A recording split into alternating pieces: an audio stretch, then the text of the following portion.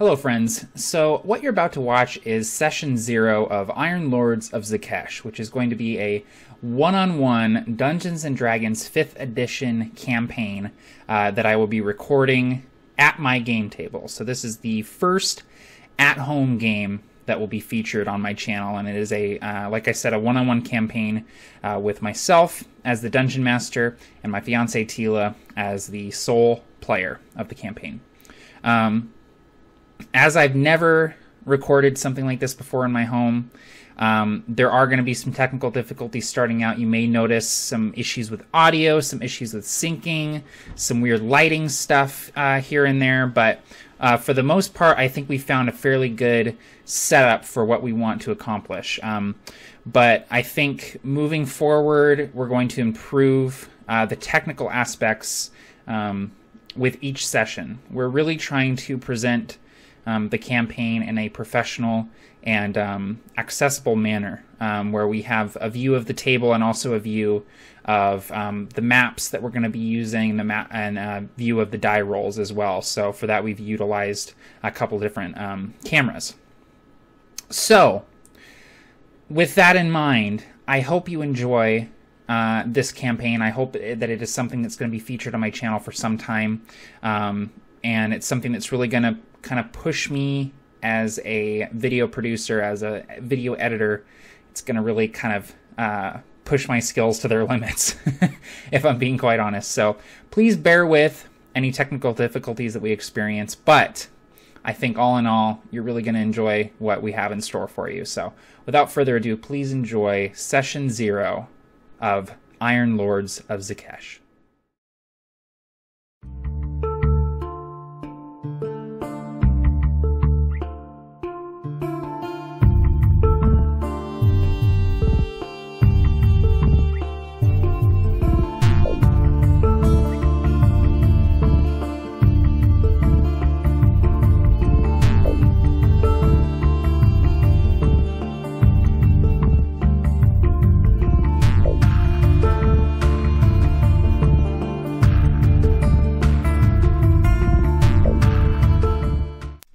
Hello everyone, and welcome to A Fistful of Dice. My name is Matt, and I am joined by my lovely fiancée Tealah.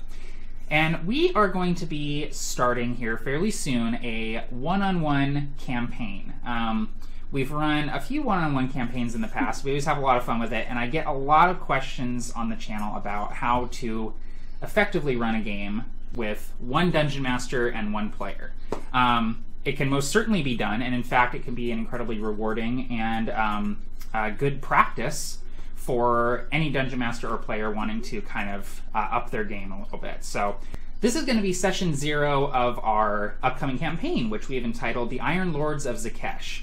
So it's going to include Tealah kind of coming to the table with some character ideas, and me coming to the table with some campaign ideas, and we're going to kind of collaborate here and create a campaign and a setting together, which can be a really rewarding experience. So, and this is what Matt and I have done we've done 2 one-on-one campaigns. Yeah. Actually, we're in the midst of 2 one-on-one campaigns right now, and for both of those we've sort of done collaborative world building through me kind of just figuring out and getting to decide where my character fits in the world or what kind of place she might be from. Exactly. And I think with a one-on-one campaign specifically, there is a greater opportunity for you to do that collaborative world building and campaign building together. You know, obviously that's something that you want to do with any good D&D campaign, but specifically with a one-on-one campaign, you've only got one player, so you might as well cater to their needs and your needs as a Dungeon Master. It allows you to delve a little bit deeper into your collaboration with just the 2 people. I mean, we do a lot of collaborative world building with our home group, which has 5, 6, sometimes more people in it. Yeah. But just it's difficult to go as in depth to it. Exactly. And it's you know, it's something that is really just kind of a unique opportunity. And honestly, like I don't think of I only have one player as a downside. Like take it as a cool opportunity to really stretch your DM muscles and stretch your player muscles, and it's a chance to get weird too. Like you can throw things in a one-on-one campaign that you would never think to throw into a group campaign, because you're not sure how it's going to be received or how they're going to react to it. So, well, also from a player standpoint, since we're kind of doing a little overview. Yeah. From a player standpoint, I know I was a little bit intimidated at first to do a one-on-one campaign when I was really new to the hobby still, because I was like, well, I don't know if I have strong enough RP skills to really make that work, and I didn't know if I was confident enough to do it. Yeah. But it actually made me more confident in my role-playing abilities and just sort of my handle on the rules, because I could move at my own pace with it. Exactly. And it's, it's not the same as trying to interrupt the session with asking a question with a big group of people. Exactly. So if you're new to the hobby and you have an opportunity to do a one-on-one campaign, I would jump at it. Absolutely. Because it really, it's what kind of solidified my enjoyment of the hobby and my confidence as a player. And also your play style, the kinds of things that you like to do in the game. It kind of helps you recognize because it lets you kind of test out stuff that maybe you wouldn't have the opportunity to do, because you have some other player that's going to take care of picking all the locks or lifting all the heavy stuff. Yeah. And when you're just one player, you have to figure out a way to do all of that. Exactly. And how any type of character would react to a situation they might not normally be put in with a large group. Exactly. So I think it's going to be a lot of fun. We're kind of doing a test run of the setup here. So normally we don't have everything set up when we're doing like session 0 stuff, but I wanted to kind of see how I wanted to set up the play space for our home game. So I have a second webcam set up. I'm hoping if it worked, I'm going to splice in some footage of it right now. But hopefully we can get a good vantage point on if we have maps on the table, if Tealah is doing rolls, things like that. We'll get a good vantage on that, and then also mic placement and camera placement and all of that. So I think it's gonna work out pretty nicely, and I'm really excited for it. So we do both kind of have some general ideas. You both kind of want to come to the table with some, I call them pillars. They're the things that are gonna hold up your campaign and kind of the structure that you base everything else around. And one of the things that I came to the table with is that I wanted it to include constructs in a major way. I'm a big fan of golems and constructs in general, and so when Tealah and I were first discussing, I was like, I want it to be dungeon delve heavy, and I want there to be a lot of mechanical stuff. I want a lot of golems, and I want it to be magitech. I want it to be all arcane stuff. I'm not going steampunk. I want magitech, spellpunk type stuff. So that was one of the pillars that I brought to the table, and then Tealah had some ideas about her character, and what was the first step for you in your character building? Well, I always like to look for some type of specific inspiration and then kind of broaden my character from there. And how I've done that in the past for characters is I look through the minis that we have around the house. Mm-hmm. As you can imagine, there are a ton of minis in my house. Just a few thousand, yeah. So I have a lot to choose from, which is wonderful. Yeah. And so Matt started getting these, more of these plastic minis, and for the little random boxes. Mm-hmm. And I decided to look through those and just pick my favorite mini that I thought I could make a cool, interesting character from. Yeah. And so I found this chick. Put her up here. Yeah. That might be kind of blurry, but... Yeah, but they get the gist of it. Yeah, so she, has a leather hood on and holding a torch. She has this cool, little pickaxe on her back. She looks like an explorer. Yeah, so that was my first thought is, okay, so, she is... she's been on the road for a while, or she's an explorer. The first kind of character that came to my mind was Indiana Jones. Yeah. I thought she was going to be kind of a fantasy female Indiana Jones. Yeah. And just sort of it has just sort of grown from there. Yeah. Well, and your point about inspiration, you can use a piece of art that you find online, or a song that you really like, or a character from, you're saying, picking Indiana Jones, picking a character from fiction that you really like. Just pick your spark and then just go out from there. So for Tealah, it was the miniature, because it's something tangible, it's visual, and that appealed to her. Right. So she decided to go with a miniature. And then you have a miniature for the game, too. Exactly. So I've done that with other characters before. some other inspirations I've used are TV show characters. I have a character that's based off of B'Elanna Torres from Star Trek Voyager. I really wanted to play a Greek mythology Amazon woman, so I built a character from that. So it really just can be anything that you're like, oh, I think this would be kind of interesting, and you just run with it. And if you watch our most recent episode of Party of Two, you can see Tealah roll up a character based on Jane Cobb from Firefly. So go watch it. There's a link down in the description. Cool. So taking a point of inspiration and just going from there, and that's that is applicable to dungeon mastering as well. I for me, it's like robots. I want to do something with robots, so I put that pillar in the middle, and I'm going to build out from there. So, and then one of the other things we talked about was we wanted there to be some sort of, for lack of a better term, fallout.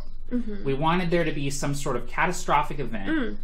Well, do you know how that started? What was that? I wanted to have a shaved head. That's right, yeah. You decided that you wanted your character to have a shaved head, and you were like, what if she has some sort of a disease? Yeah, and from there we were like, radiation poisoning, and then it was like magical radiation poisoning, and we were like, magical atom bombs. Yeah. So, and I took that pillar, and I went ahead and connected it with my construct pillar, and I decided that we were going to go Terminator with it. It was going to be man versus machine.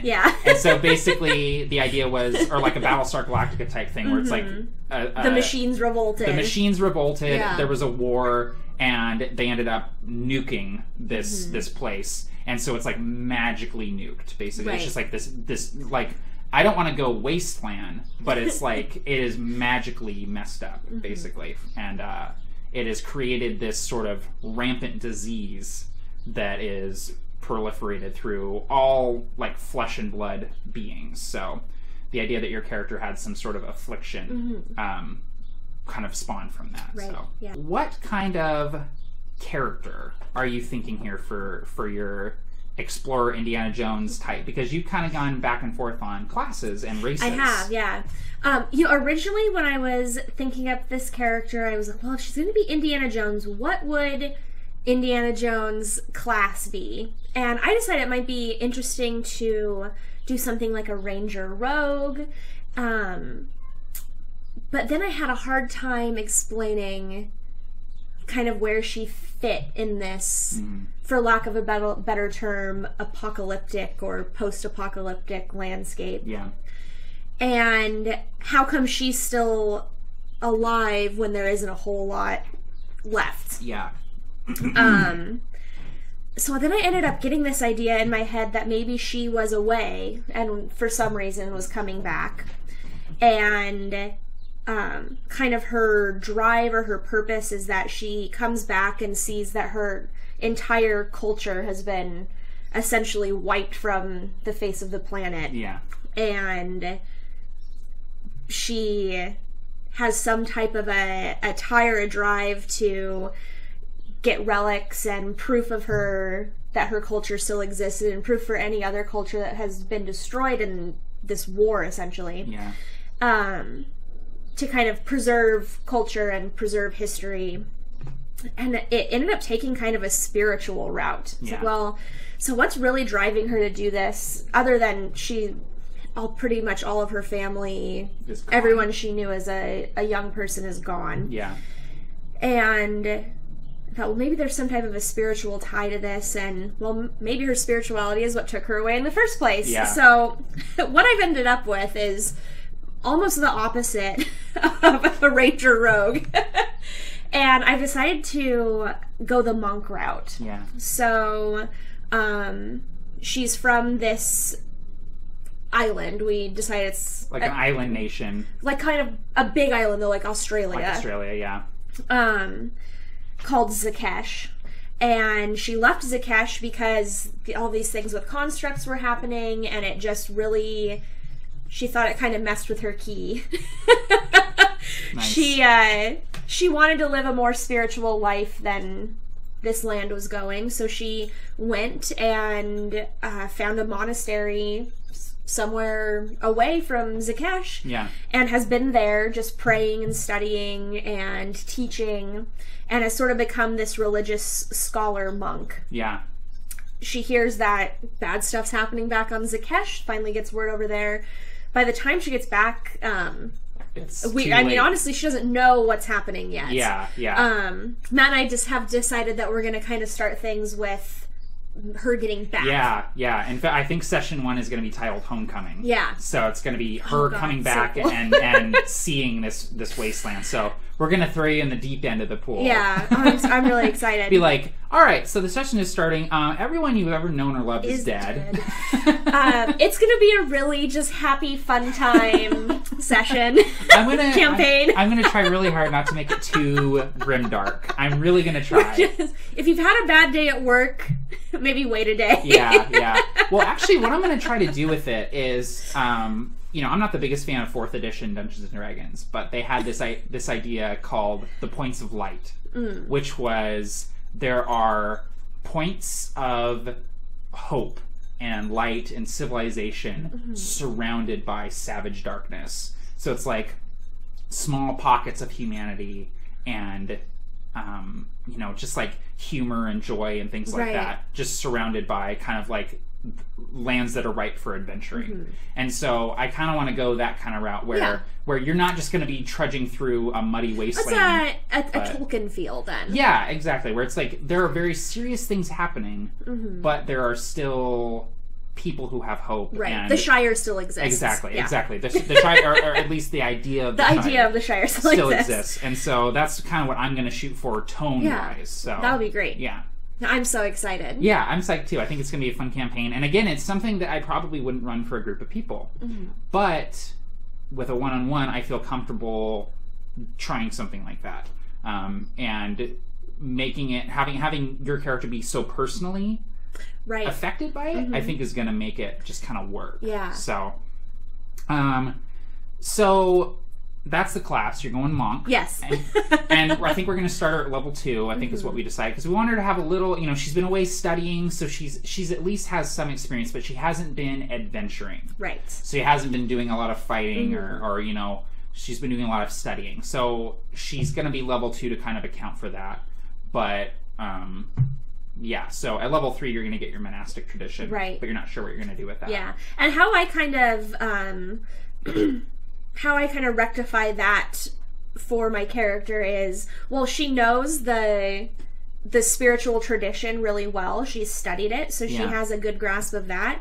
But just overall, the basics of it. Exactly. She hasn't chosen a specialty yet. Exactly. Yeah. She knows it in theory. She doesn't know it in practice. Exactly. So her going between level 2 and 3, she's gonna get some practice to it finally. Exactly. So. And then race. We're doing something special with your race. Yeah. Let's talk about that. So I knew from my mini that it was going to be a human, an elf, or a half-elf, because it's a medium-sized mini that is clearly human or elf. Yeah, I mean, she's got pretty, it's hard to tell, but she has kind of fine features, so she could really easily be an elf or a human. I mean, and the only reason I really focus on that for this character, the mini, is because that was my point of inspiration. Yeah. For other characters, I just use whatever mini kind of works. Yeah. So I'm not mini bound. Yeah, exactly. She has to look like the mini. Exactly. But for this particular character, I'm choosing that for my main source of physical inspiration, anyways. Exactly. Yeah. So Matt and I were talking about it. I decided, I think she's going to be an elf because I want there to have been a large amount of time that has passed between... From when she left. When she left, because she left when the constructs were just starting to be used. Yeah. And because it just really rubbed her the wrong way. Mm-hmm. So there has to have been enough time that she was away for that to all get ramped up. Yeah, for the constructs to kind of, proliferate the culture, rise up, and take them down. So I knew that I wanted to do... Half-elf wasn't quite enough lifespan for me, so I wanted to go elf. Yeah. High elf was the way to go. Her people are building constructs there. Yeah, exactly. They're building robots to serve them drinks. Exactly. They're high elves. So, So I was like, I think I want to do High Elf. And then Matt brought to my attention, just right before we started filming this, a race that I only ever think of the core races. Yeah. But he brought to my attention the Eladrin, and that they're kind of super high elves. Yeah. They're as high as you can go. Yeah. But they also have a tradition of being connected with nature. So I thought that would kind of... As my cat doesn't agree. She's like, actually... So they're high elves and wood elves put together. So I thought that would kind of show the divide between... Some of them are really into building these constructs, but the ones that maybe are more spiritual in nature... Yeah. Just really... They don't like the way that feels. Right. So I'm doing Eladrin. I'm really excited. This is the first non-core race that I have ever played. It's also my first monk, so I'm checking 2 things off my to-do list. Exactly. Well, and what sold it for you for the Eladrin is I barely opened the book. And I saw the picture art, which, here. See if you can show it to the camera there. Just fierce-looking elf. With the blue face tattoos, I'm thinking, all right... Girlfriend is bald. She's gonna have these blue face tattoos and these just like glorious pointy ears. Yes, please. Sign me up. I'll take 2. 2 Eladrin. I'm really excited about it. Yeah, and I really like the idea of almost like a science fiction culture of elves where they are like they're almost alien. Exactly. Like very just kind of fairy alien looking. Yeah. So I like that idea. And then from there, we were kind of like, okay, well, the Eladrin are technically from the Feywild. And it's like, do we want to stick with that? And we were like, yeah, because we like the nature connection. Yeah. We like the dichotomy between we are from the Feywild, we're pure nature, but we're building these constructs to do our manual labor and wage our wars for us. And so we kind of decided maybe these Eladrin came to the material plane because they were looking for something, or they were wanting something from the material plane. And so we haven't talked in depth about that, so we're gonna expand upon that. Yeah, because we're talking about all of this. We're like, we need to get the camera out. We're sitting here at the table, world building, and we're like, okay, let's start the camera. And I think that this is kind of where we stopped. This is about where we stopped, yeah. Well, because I started looking through, I couldn't wait. I started looking through the stuff that monks get. I love to know what kind of stuff I'm going to have. So, I wonder what my accessories are. Yeah. So,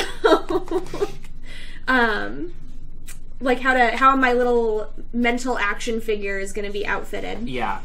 So, I knew she was getting simple melee weapons. And on the mini, there's the little pickaxe or hammer. Yeah. And I still like the idea of her being into like excavation, archaeology type stuff, and maybe there being a spiritual tie for that. Right. So I got the idea. Alright, so I'm going to have her have a hammer as part of a set of GM approved archaeology tools for my artisan's tools. Yeah. And maybe the reason that her people originally went there is there was some even more ancient civilization that had been there and fell. So they're looking through the ruins of that. So maybe her drive to collect these artifacts and have relics of culture and history comes from a spiritual thing, and that's what the entire reason her people were even there. Yeah. And I like that idea because then that gives us something to explain how the Eladrin have come to build all of these constructs. Like maybe they found, through this other ancient culture, they found a way to... It's happened before and it will happen again. Happen again. It's super Battlestar Galactica. It's really BSG. All of this has happened before and it will happen again. So they find this... Oh, that's what it is. It's totally. So they find this other ancient culture. They find the way to construct these constructs, which I'm going to use as Warforged. So we're going to be Warforged is going to be they're going to be the bad guys in this campaign. But so they find a way to construct these creatures, or they find some sort of resource that allows them. Right. I like the idea of there being like some sort of magical resource. Because one thing we were discussing was Are there other races on Zhekesh? Yeah. Well, it'll be more interesting if there are. Yeah, it can't just be Eladrin and Warforged. We'd kind of like there to be. So maybe there is a resource that is specific to the island of Zhekesh that multiple races are here. And so there's multiple races involved in all of this. Yeah, yeah. Well, and I like the idea of the Elemental Evil supplement just came out. And there's races in there. And I don't want to get too gonzo with it, but I like the idea of maybe utilizing either bird folk and or Goliath. Yeah. Goliaths are big, they're kind of like half giants. So maybe like Goliaths are like in the mountains or in the steppes or something like that, and then utilizing the bird folk in a cool way too. And it would make sense that like this devastation that has been wrought, like bird folk have managed to avoid it because they're in the sky, and the Goliath have managed to avoid it because they're just like tough bastards, like just really resilient and like almost made of rock. Yeah. You know, and so the Eladrin are very rare, very few now. They've kind of been wiped out. They're not totally, you know, destroyed. Right. But for the most part, the Goliath and the bird folk are maybe the only ones that have persisted here. Right. And so those are kind of the two races that I was thinking would be on this island. But like, do you have any thoughts about other what would you like to interact with and encounter? I was thinking, so we have a group of Eladrin, so high prissy elves, who are willing to come here and dig around for something. Yeah. So if they're digging, I'm thinking there's probably at least dwarves here digging too. Okay. Yeah. But I mean, I'm going to leave that up to you, of course. But I pictured kind of dwarves being there, maybe even there being some racial tension between Eladrin and dwarves, because maybe absolutely. I mean, dwarves would not get along with Eladrin. No, but I'm wondering if maybe there was, before they had the Warforged to do their dirty work for them, maybe they had some dwarves to do their dirty work for them. Yeah, potentially. Yeah. And or halflings, gnomes, maybe. Anything like that. So I'm not sure how diverse you want the landscape to be. So right now I'm taking notes on little note cards, which I'll eventually type up and compile in a nice little Word document for us. But for now, I'm kind of doing my brainstorming on paper. But right now, so I have Eladrin written down, Goliaths, birdfolk, and dwarves. That to me seems like a good mixture of races that all represent kind of a different aspect. Yeah. Like you've got the Eladrin who are very, like you were saying, like very high, very very what am I trying to think? Like intellectual, very cerebral, very magical. Then you have the Goliaths who are like rough and tumble survivors, like very up in the earthbound. mountains, very earthbound. The bird folk who are kind of lofty, but also very like dexterous and martial. Babe. What? Are we doing an elemental thing? We could potentially. Why? Because we currently have like spirit or magic. Yeah. Air. Hang on. Okay, so spirit, air, earth. Dwarves would be fire. And we just don't have water. So for water, we can. But we don't have to force it. No. But I like that. You like it? I like it. Okay. I like the idea. I feel like anytime you can do an element thing, it's fun. Oh, I love it. Because it's such an easy color to add. It is. It really is. Well, and then you can play with it with in so many ways. So we could either do like another race that's in the Elemental Evil book are the Genasi. We could do like water Genasi. Yeah. Which is like a little on the nose. Right. Or we could pick a different race that is. I'm wondering, is there like would there be halflings or humans that are like river folk? That is exactly what I was veering towards. Was maybe like humans and halflings that are like boatmen, like really good on the water. If we're gonna have island, it could be really easy to do like tropical or ocean things. I mean, and maybe there's some of that too, but I'm thinking maybe more swampy. Yeah, swampy? I don't know. What do you think? Yeah, I like swampy. Yeah, so maybe swampy or like high country lager. Okay. But I'm thinking like kind of gruff. Lager realness. Kind of like gruff water. Okay. That's the only way I can describe it. So what are you? I'm thinking we've got a lot of weird stuff. We do. Maybe doing humans. Yeah, let's do humans. To give it a little bit of a baseline, because we have we have Eladrin, Goliaths, and Birdfolk, which are all non-core races. Yeah. We've got the dwarves in there, so maybe having the humans would balance it out a little bit. Yeah. Because humans are always just, like, in the middle of everything. Right, yeah. So these humans are just trying to... They're just trying to get a nut. And this gives me the... Sorry. This gives me the option, or the excuse, to do, like, swamp, like, Creole accents for the humans. That's what I was thinking. Which I'm totally down for. Dude, let's just be really diverse with our... Alright, now. Yeah. Yeah, doing that kind of thing. Exactly. So, okay, so let's look here. Okay, so this is a good... So, you know what I'd like to actually do is kind of write this stuff. Do you want me to write it down? Yeah, so... You have nice enough handwriting. Yeah, it's alright. So we've got Eladrin... Spirit. We've got Goliaths. So do you like the I thing? do. Well, and it's the pentacle elements. Yeah, exactly. No, I really like it. This is a really easy way of deciding what the different cultures are going to be in your world, and also making them work with each other. Well, and giving them some type of aesthetic or purpose in the world. Exactly. Well, and it like, you don't necessarily have to do elements, obviously. You could do like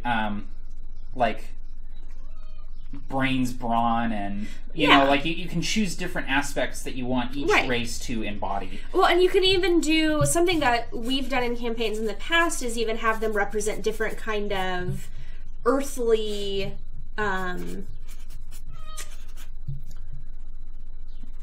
cultures. Yeah, exactly. Like, it's like in my Estia campaign world. Yeah. It's like, all right, this race is going to be the Athenians, and this race is going to be the Spartans, and this race is going to be the Minoans and stuff like that. Exactly. 1, 2, 3, 4, 5. Cool. That's it. So that is cool. I really like that idea a lot. I think that is a really good... That will give us kind of a feel for what terrain these things live in, too. Exactly. The other thing about this, too, is that all of these... We're not doing anything out of the ordinary to these races. Right. They're still going to embody the basics that are laid out in the book. We're just kind of tweaking them a little bit and making them really unique. Right. So it's like Eladrin, they're, like you were saying, they're really magical. So having them embody spirit makes a lot of sense. Goliaths, they're very grounded. They're very... stoic and earth-like, so that having them embody that element works. Birdfolk, whatever, obvious. Dwarves, forging, and I'm going to totally go like magma forge, like fire weapon type dwarves who are very into fire. Maybe come up with some sort of like fire god that they worship, stuff like that. And then humans are adaptable, resilient. Having them survive in kind of like a harsher terrain, like a swamp, totally makes sense. Yeah. So it all just kind of works. I like it. Yeah. Good job, babe. Thank you. I would have never come up with that if we weren't doing this collaboratively. Right. I would have just been like, I don't know, Dragonborn? Like, I just would have, like, thrown more crazy stuff in there. So, I like that idea. Awesome. It also, and so, from a selfish player standpoint, I'm thinking ahead to, well, at my 3rd level, I get to choose my monastic tradition, and I really would like an excuse for her to take that elemental tradition. That way of the elements, yeah. No, absolutely. Yeah, way of the 4 elements. Yeah. So that's going to be a nice little bonus for me. Absolutely. So maybe, like, we can also kind of go through and choose, like, which terrain we want each race to kind of embody here. So, like, the Goliaths, I'm thinking, like, either, like, desert or mountains. I want them to be set apart from the dwarves quite a bit. And it would be easy to be like, well, they both live in the mountains, but... Well, what if the dwarves, are, like, living on a volcano?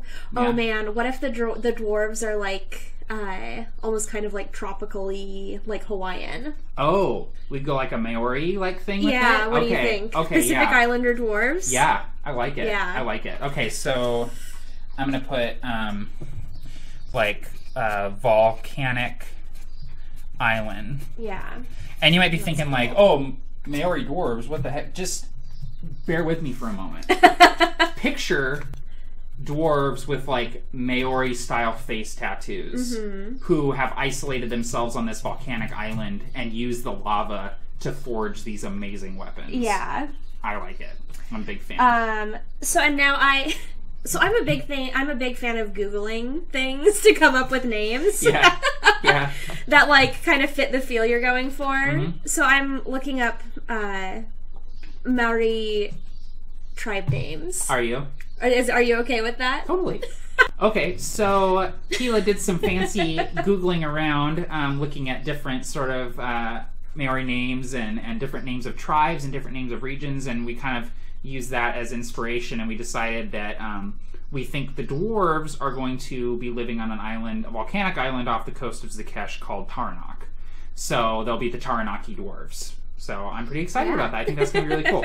So dwarves, I've got a lot to go on here for planning that kind of stuff. I've got that they are really into fire, they live on the volcanic islands, and that that's like Taranaki, and I'm going to use kind of like Pacific Islander kind of tribal stuff as an inspiration for their culture. So I think that's going to be really cool. Yeah. I like it. Okay, so I've never seen that before. No, so. I think that is totally not even something I would have thought of. Yeah. So way to go.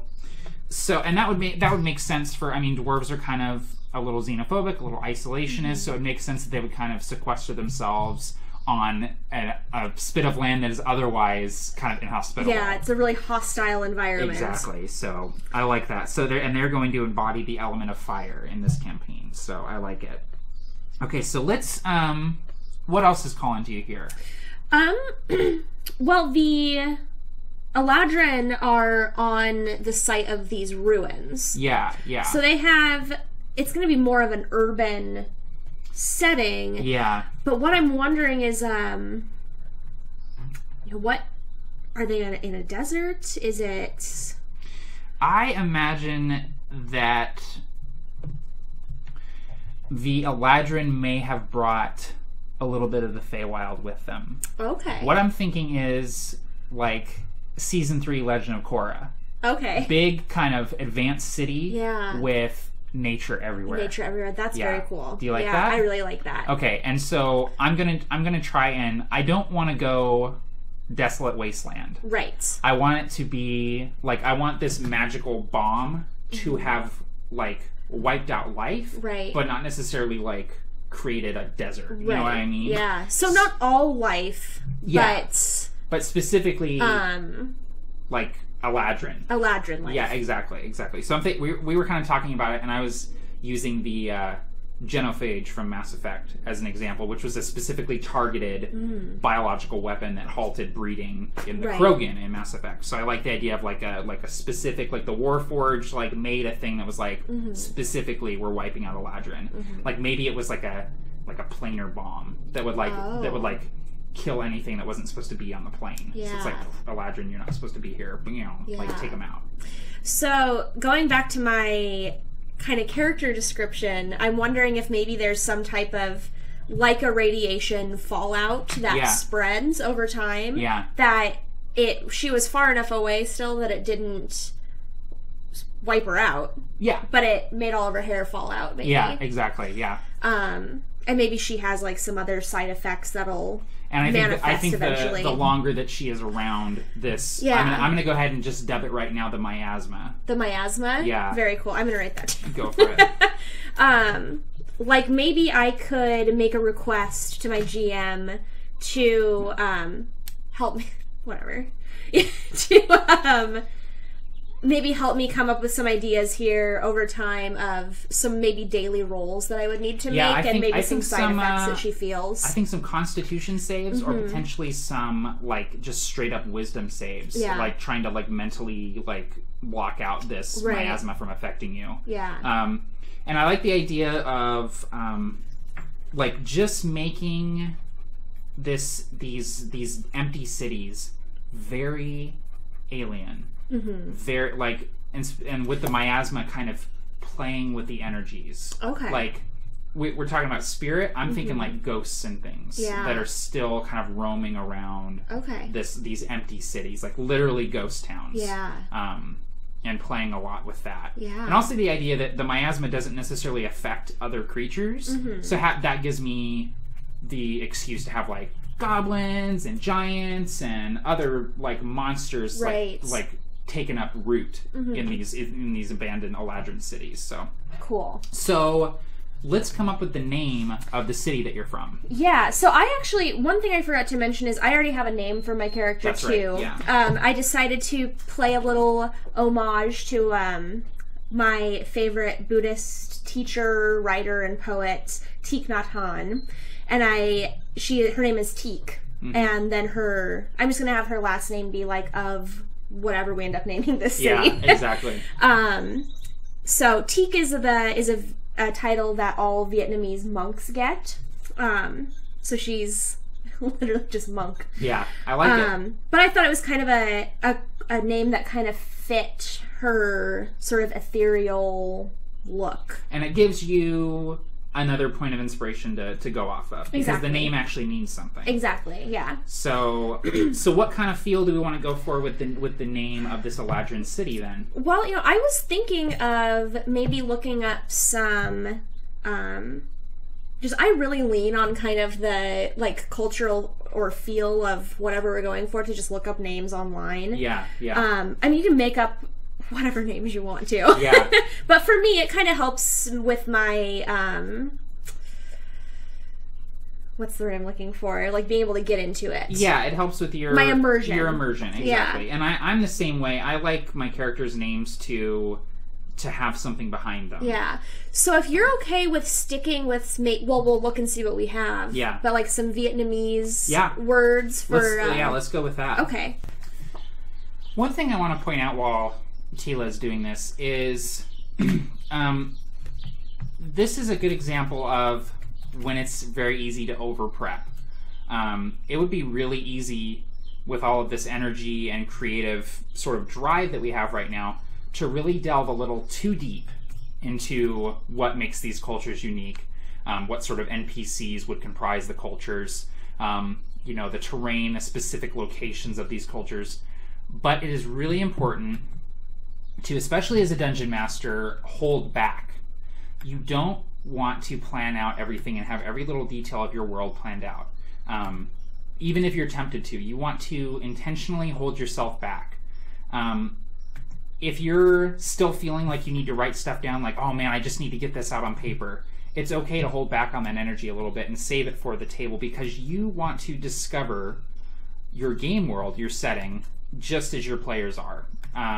Otherwise, you're just kind of playing out a predetermined story, exploring a world that you've already seen, that you already know too well. I want to be surprised by my world and by the campaign, and so I'm going to intentionally not prep and plan everything, and that's also going to make it easier on me prior to the session. So this little note card here with the notes that I'm taking on the races is probably all that I will have going into prepping the first session, and I think that's going to be good for me. So we think we're going to go with the word Tien for the city that Teak is from, which Tien is also a very awesome Dragon Ball Z character. So there you go. He has a third eye on his forehead. So that gives me a lot to go on too, which Tien means Zen, basically. Yeah, like heaven, Zen, Nirvana, yeah, that kind of stuff. So I like that idea. I like keeping up with that spiritual kind of feel with it. So we've got the Eladrin and the dwarves pretty much mapped out. The humans, we know we want them to be on the swamp. I want to go over to the Goliaths and the bird folk here. Okay, yeah. So the natural thing would be to have Goliaths be in the mountains. Mm-hmm. But where do the bird folk roost is my question. Yeah. Because here's what I'm thinking is when I was a kid, we used to go to Cannon Beach, and we would go to Haystack Rock. Yeah. And it was this huge, just pillar coming out of the ocean. It's in Goonies. It's in the Goonies, exactly. One of my favorite places in the world. Just it's beautiful. But Haystack Rock, I mean, it's until you get up to it, you don't realize how big it is. It's like a mountain coming out of the water. And it's just this, like, kind of straight up, and then it's like a dome at the top. What would you think about the bird folk roosting on these big pillars in the ocean? Yeah, I love like that. off the coast. You That's like that? really cool. Okay, so I'm not sure what we would call that. I guess just like coastal. Coastal? Yeah. Okay, cool. And giving them coastal realness. Less of a like raptor feel and more of like honestly like a seabird. Like a seabird, yeah. Like puffin, heron, cormorant, stuff like that. So I like that a lot. That. Cool. And I actually have an idea for the Goliaths. Oh, do you? I'm thinking, what about like rocky desert? So desert with huge rock formations, like in Utah, like Arches, and like I think they actually have some formations like that in Australia too. Okay. If we want to try and kind of stick with that. Making the landscape work for a large island. So you're thinking like rocky desert with like the big pillars coming out of the I like that a lot too. Okay, cool. Well, that would just be a nice vivid landscape to picture as well. Yeah. Oh, Zhekesh, you had told me it was kind of like a Russian word. You used a Russian root. Yeah, I took the root word of this Russian word that meant machine, and because the title of the campaign is the Iron Lords of Zhekesh, and it was, the Warforged. So, Warforged are not in there. Oh, yeah. So I just I looked up some words. I found the Russian word for machine, took that root, and kind of played with it a little bit, and I came up with Zhekesh. So. Okay. Oh, I have another idea then. What's the idea? Zhekesh. So what if the race that got wiped out, that the Eladrin came looking for, were the Zhekesh? Oh, like their constructs? Yeah. Oh, yeah. Like sentient constructs. Yeah, because Zhekesh doesn't necessarily have to be the name of the continent, the island. Well, I was thinking it was. Oh, okay. But it could be named after... that original. Okay. Yeah. This is what I call a so because I'm thinking, because what you and I had talked about is the Goliaths maybe being like the OGs of this place. The native, the Aboriginal group. So then if the Zhekesh means machine, and that wouldn't really work for them. No. So I like the idea of this ancient race that the Eladrin came here to study, and that has ruins underneath this island and all over the place is a machine race. Yeah. The precursors to the Warforged. Yeah. And the Eladrin took that technology, that magical technology, and built the Warforged, which ended up being... They basically recreated the Zhekesh. Yeah. So the Goliaths are already here. That's good. So the Goliaths are like from this island. Yes. The Zhekesh somehow show up on the island. Yeah. Or are built there. Yeah. So that's kind of a mystery, and that's actually something I think we just leave that alone for how the Zhekesh got there. That's something we don't need to kind of come to Matt along the the way. What initially what my thought process is, and this is something that I'm not going to set in stone at all, is that the Goliaths are maybe the descendants of whatever race initially created the Zhekesh, so like millennia ago. When this original city got wiped out, so these ruins that are all over the place, when whatever happened to bring all that on, the Goliaths ended up kind of isolated in this desert area. Yeah. And maybe if we want to go with a rocky desert with lots of large formations, that's how they were able to... The small amount of them was able to survive because they were able to hide. Exactly. Yeah, I like it. Okay, this is super BSG. I love it. It is. So we have the Zhekesh being the precursors to the Warforged. the Eladrin basically accidentally recreate the Zhekesh, right? Not realizing that they're basically creating their own doom. Creating their own doom. Yeah, it's like a self-fulfilling prophecy. Yeah. These new Zhekesh, these Warforged, eventually rise up, say, "We're done filling up your drinks, hauling your bricks, fighting your wars. Atom bomb on the Eladrin." Now the Warforged are like large and in charge. Yeah. Wait. Alright, so let's come up with a name then for the regions or the cities that the rest of these races are from. Now that we've had this. Yeah. Oh, yeah, okay. Okay, so we have the Eladrin are messing the world up in Tien. Yep. Which that's just a wonderfully ironic name. It is. Well, and that is why Teak left Tien. Right. Because she's like, this is not what we're about. Yeah. Yeah. And I imagine too that she is not the only Eladrin that did that. No. So I'm going to kind of play with that too.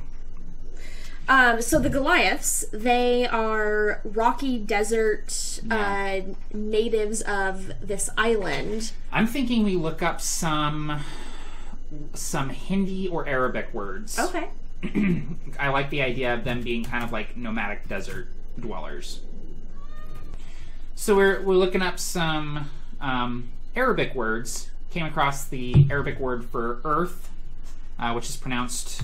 I'm not going to get the correct pronunciation, but we're going to go with Urd. U-R-D-H, basically. So the Goliaths are from a region known as Urd. Okay, cool. How about our coastal bird folk? Our coastal bird folk, I'm picturing them with, like, kind of proper English accents. Yeah. Like, yeah. Yeah. Or, do you want to do Australian accent? I'm not too good at Australian. No, okay. Australian. I could. I'm having a short circuit in my brain right now. Like I feel like I'm like the T-1000 in Terminator 2 when he's cycling through all of his identities. I could do a New Zealand, a Kiwi accent. That's pretty good. Kiwi accent. Yeah. Kind of like it. Yeah. All the vowels sound like eyes. That's horrible. AJ Pickett is watching this just going... I'll just do my best AJ Pickett impression. That's perfect. No, I like the idea of them having like either British, Australian, kind of New Zealand kind of accent. I picture them because all of the rest of these like people are just like savage, just like really like consonant heavy. Yeah. And I like the idea of the bird folk being like, all right, jolly good then, you know, like living on the coast, like drinking tea, like swooping down, picking up fish, you know, that kind of thing. Yeah. So going with like kind of a more Western, yeah. I like that. Okay. Yeah, because I think the humans will be more Western as well. Yes, because I'm totally going Louisiana drawl. Yeah, with I like humans. it. I like it. Which, by the way, that is something that I use as points of inspiration. Yeah, is voices. Voices, because I love doing accents and voices, sometimes not so well. So I like saying, oh, I know what the Eladrin sound like, or I know what the Goliaths sound like, or, you know, I know what the Dwarves sound like. So I think that's going to be pretty cool to do. So, okay, so let's come up with a name for the bird folk? For their roost. I'm thinking something like Haystack Rock. Yeah? Like, well, are you thinking is it... I just poked myself in the eye. Oh, babe. Take a moment. Shoot over with Twix. 1 point of bludgeoning damage.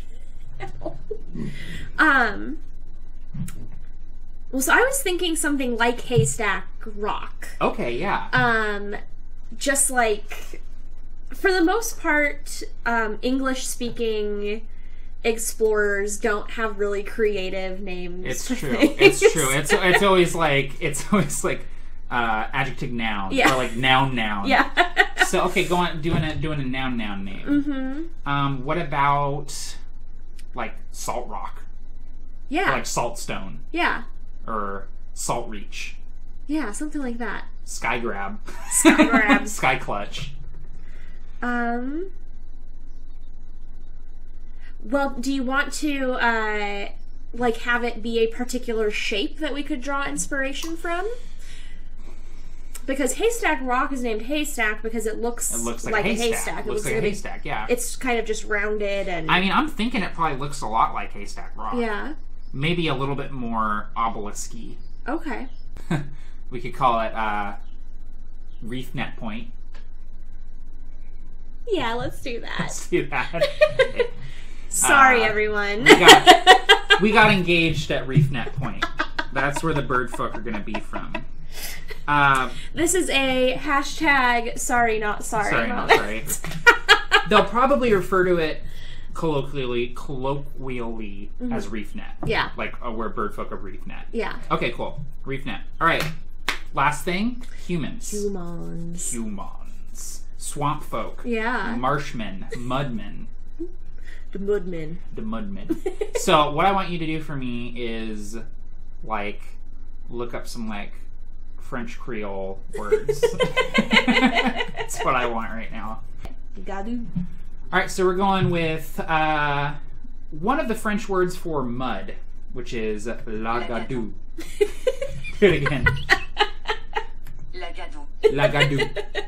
It sounds like it's saying like I do. But for a layman's standpoint, we're going to be calling it gadou. So the different regions of Zhekesh, you have the sort of urban, nature-y feel. So we're kind of meshing the big city with the forest, and that is Tealah, for the Eladrin. For the Goliaths, they hail from the rocky desert of Erd. The bird folk roost on these coastal pillars, and the main one is known as Reef Net Point. We've got the dwarves living on a volcanic island called Terranok. And we've got the humans slumming it in the mud in the marshes of Gadou. So, pretty diverse landscape. Pretty diverse landscape. Okay, so we have got the lay of the land. This is probably where we're going to stop for the world. We've got it pretty much established, the different races you're going to be interacting with. So now what I'd like to do is talk more in depth about character and campaign. Okay. With not necessarily planning out the entire arc, but what kinds of things we both want to explore within the campaign. So we're going to start doing that.